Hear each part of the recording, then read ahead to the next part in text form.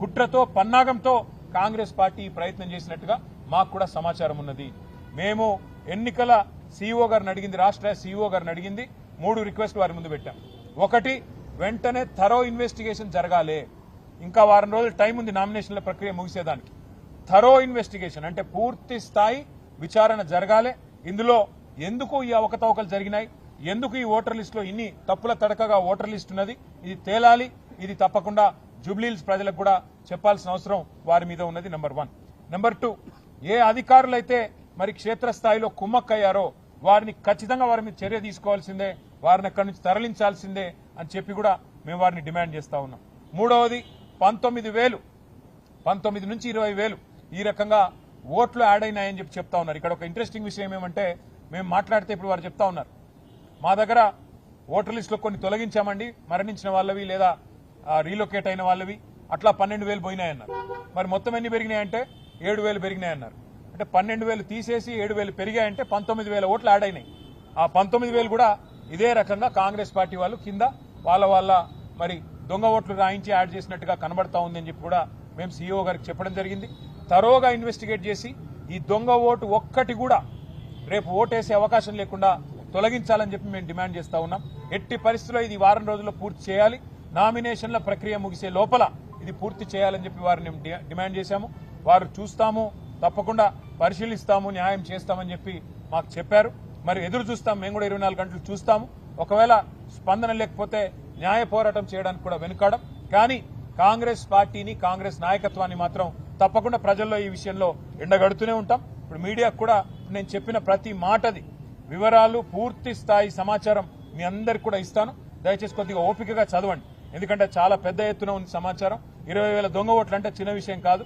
కాబట్టి తప్పకుండా మీరు కూడా అధ్యయనం చేయండి, మీరు కూడా రిపోర్ట్ చేయండి, ప్రజల్ని జాగృతం చేయండి అని చెప్పి కూడా కోరుతూ, న్యాయం లభించాలని, నిష్పక్షపాతమైన ఫ్రీ అండ్ ఫెయిర్ ఎలక్షన్ జరగాలని బీఆర్ఎస్ పార్టీ తరఫున మేము కోరుకుంటున్నాం, ఆశిస్తున్నాం, జరుగుతుందని చెప్పి కూడా భావిస్తున్నాం. Thank you.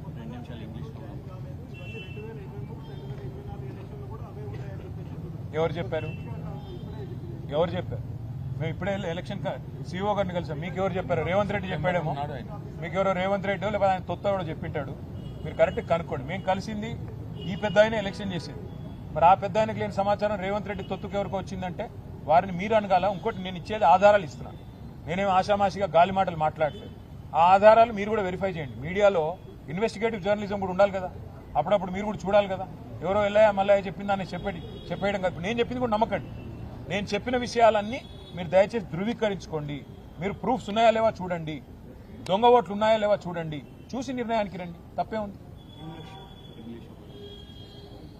A huge spate of electoral malpractices, irregularities and deliberate inclusion of large-scale votes has been happening in Telangana as part of this Jubilee-Hills by-election. Over the course of last 3-4 months, it appears that Congress party has instructed its cadre to work with the lower-level officials and induct in at least every booth at least 50 votes. Rahul Gandhi ऊपर कहते हैं vote चोरी, वो तो vote चोरी है, मतलब वहां डिलीशन हो रहा है. पर यहां पे चोर वोट मतलब गलत लोग वोट करने का एक कोशिश कर रहे हैं और साजिश कर रहे हैं. इसको लेके आज हमने सबूत के साथ with absolute proof in black and white we have met the CEO of Telangana who is responsible for the free and fair conduct of Jubilee Hills by-election. We showed all kinds of proofs. We have presented all kinds of evidences on the irregularities that are happening here.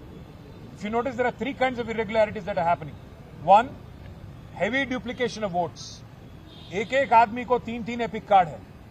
एक person के पास, जहां तक हमें मिली समाचार, करीब 2,000 लोगों के पास duplication, ट्रिप्लीकेशन of voter IDs हैं और ये सारे के सारे जुबली हिल्स में.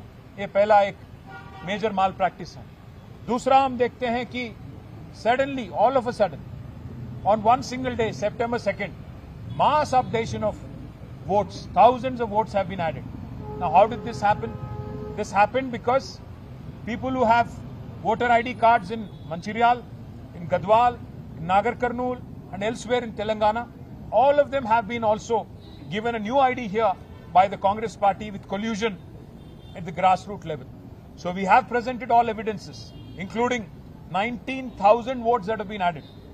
इसके बारे में सारे सबूत हमने सीईओ को दिया. उन्होंने आश्वासन दिया हमें. He has promised us that he will look into it. We have put 3 requests, 3 demands to the CEO. We said first, a thorough investigation has to happen into how this level of malpractices can be indulged in without the connivance of officers and without the connivance of lower level bureaucrats. That's the first thing. A thorough investigation has to be ordered. Second, all the officers who are responsible for this have to be shifted and also have to be punished. And third, all the votes that have been entered illegally by way of malpractices have to be deleted before the end of nominations. The Honorable CEO has promised us that he will look into the matter. He'll take a very serious look at the entire complaint and he will come back to us. We are hopeful that they will actually do something about it. They will actually look seriously into it. If not, we will obviously have to go to the court of law. We are hopeful that the Central Election Commission also, which has been under tremendous pressure, the Chief Election Commissioner and election commissioners who have been accused of vote chori, mass deletion, SIR, etc. in Bihar will come to our rescue.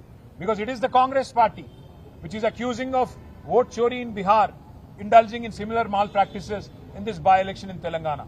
So we hope the Central Election Commission will also respond. We hope that the CEC will also look into this matter. We will ask for a report from the CEO here. We will also submit an application to the CEC and election commissioners, and we hope that they will respond swiftly and justice will be delivered. If that doesn't happen, we'll certainly knock on the doors of the court of law, and we hope that justice will be delivered. Thank you. ఇవి తీసుకుంటాను.